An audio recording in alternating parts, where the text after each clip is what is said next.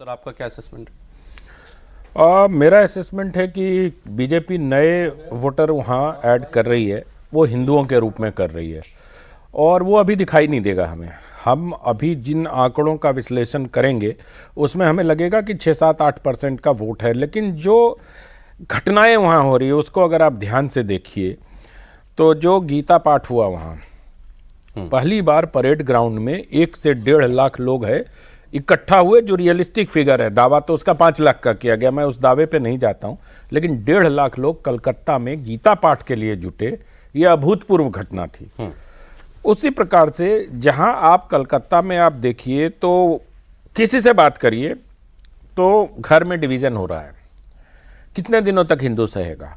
कितने दिनों तक हिंदुओं की मुसलमानों को प्रायोरिटी मिलती रहेगी और हिंदू सेकंड ग्रेड सिटीजन बनते जाएंगे? ये जो भावना घर करते जा रही है।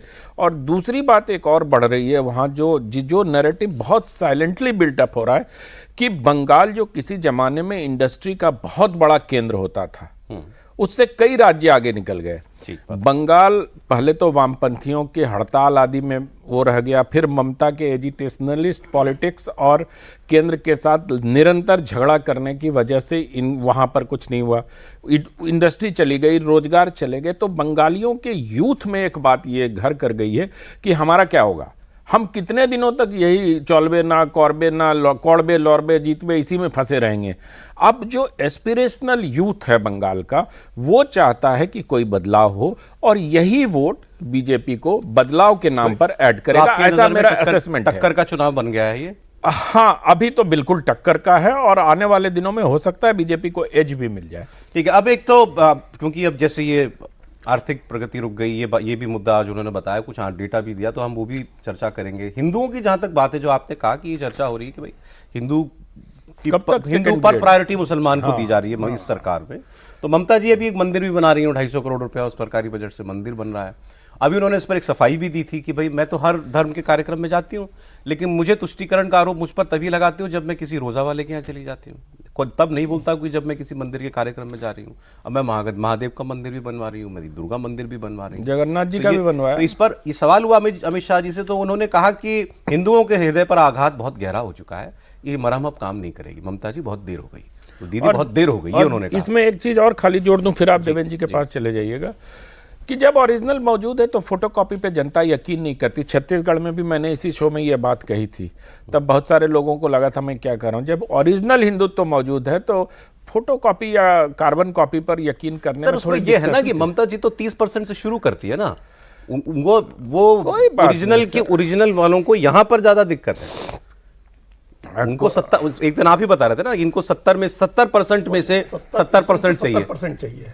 ये प्रॉब्लम है बीजेपी का बंगाल में। 60 मिल रहा है, 60% मिल रहा है, तभी आप 40 पहुंच रहे हैं। हिंदुओं का 60% वोट जा ही रहा है, 70% आ जाएगा तो जीत जाएगी बीजेपी। ठीक है, तो ये आपके हिसाब से आज की पूरी प्रेस कॉन्फ्रेंस में, जैसे मुझे ऐसा लगा कि उन्होंने घुसपैठ को प्राइमरी मुद्दा बनाया है, क्या है यही? हाँ बिल्कुल साहब, इसमें कोई दौरा नहीं है। कल भी हम लोग बात कर रहे थे कि आज जब प्रेस कॉन्फ्रेंस आएगा तो फोकस इसी बात पर उनका रहेगा, घुसपैठ को लेकर। और घुसपैठ के अगर फैक्ट्स को अगर आप देखें तो आपको ये समझ में आएगा कि हाँ, ये वाकई कंसर्न होना चाहिए न सिर्फ बंगाल के लिए बल्कि पूरे देश के हर व्यक्ति के लिए।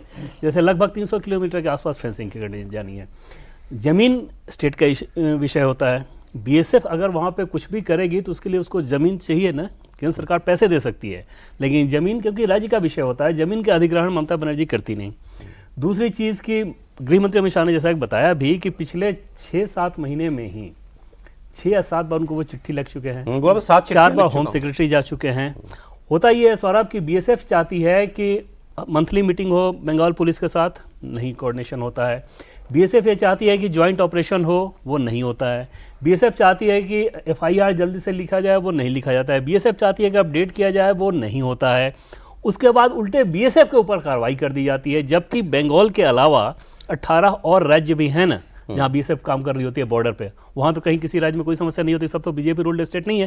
ये समस्या बंगाल में ही क्यों आ जाती है? उन्होंने तो ये दावा किया कि आसाम और त्रिपुरा में घुसपैठ कैसे रुक गई। आसाम और त्रिपुरा, वही मैंने बताया कि वहाँ पे अगर आप देखिए दोनों स्टेट में तो किस प्रकार से वहाँ रोका गया, क्योंकि राज्य सरकार उसमें सहयोग कर रही थी। सही है बात, बिल्कुल सही बात है। और यहाँ पे अच्छा उसमें डाटा होता है ना, बीएसएफ ये बताती है कि बंगाल में भी हमने इतने घुसपैठ को रोका, बंगाल पुलिस का भी कुछ नहीं कर पाती। कोई वेरिफिकेशन, आप जब पुलिस वेरिफिकेशन होता है, पटवारी और पुलिस वेरिफिकेशन, पटवारी कागज प्रोवाइड करते हैं, पुलिस वेरिफिकेशन होता है, कहाँ से वो आ जाता है। तो उन सारे मसले पे देखें, जैसे कैटल का बाजार लगता है बॉर्डर के पास, और वो सीधे कैटल स्मगलिंग की एक बड़ी चीज़ होती है।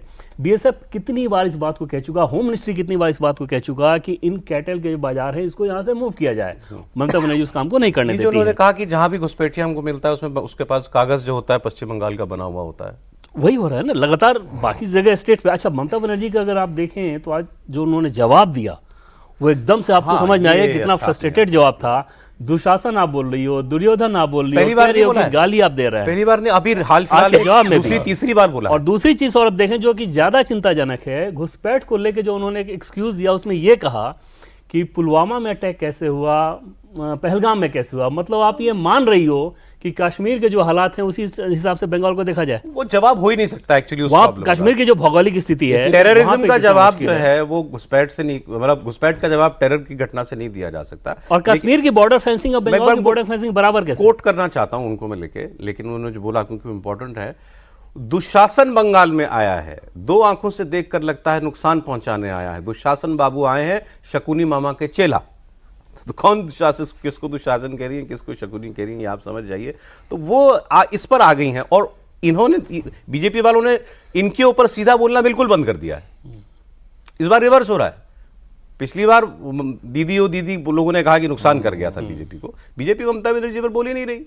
ममता बनर्जी दुर्योधन दुशासन से पीछे नहीं हट रही। भाई ममता बनर्जी चाहेंगी ना कि इस तरह का नैरेटिव सेट हो। वो जो बाहरी भीतरी का मामला बनाना चाहती हैं, जो पिछले हर चुनाव में बनाती हैं, तो वो चाहती हैं कि उस पर चुनाव जाए, कि बाहर से लोग आ रहे हैं, अमित शाह और नरेंद्र मोदी दोनों को बताएं कि ये बाहर के लोग आ रहे हैं और यहाँ आकर के कब्जा करना चाहते हैं।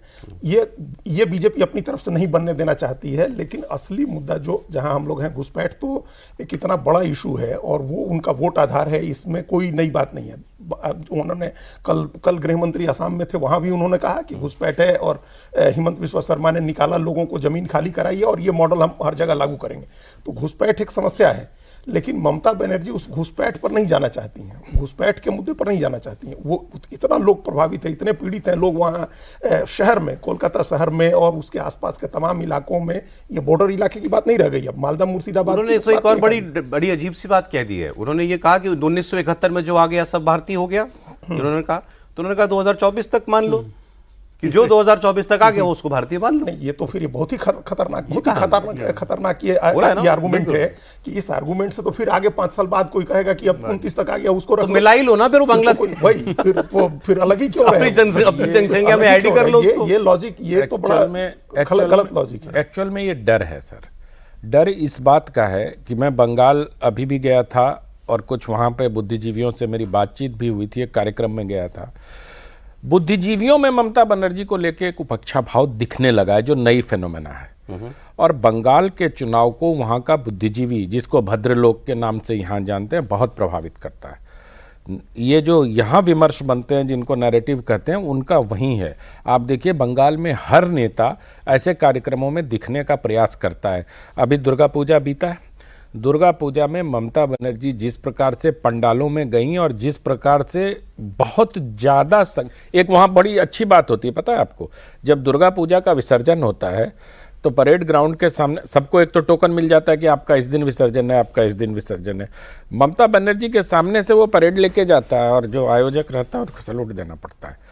तो ये अच्छा, ये परंपरा रही है, ऐसा नहीं है कि इन्होंने शुरू कर दिया। हाँ, तो फंड भी करते हैं लेकिन एक तो पंडाल में कमजोर हुई है ममता बनर्जी, दुर्गा पूजा आयोजन समितियों में उनका समर्थन घटा, और दूसरा जो क्लब्स हैं, इन दोनों जगहों पे ममता बनर्जी बहुत थोड़ा, क्योंकि